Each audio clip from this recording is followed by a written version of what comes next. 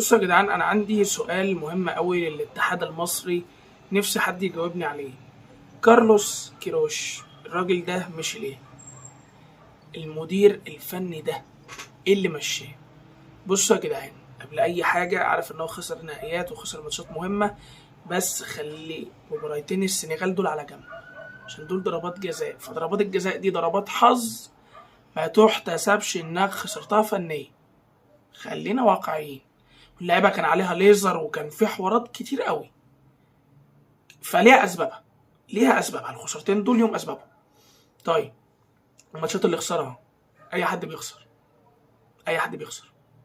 هقول لك، منتخب السعوديه عمل ضد الارجنتين كسبها، عمل بعدها اتكل على عينه من المكسيك وبولندا، والمدير الفني هو اللي مشي، يعني هم كانوا عايزين اصلا المدير الفني ده يكمل.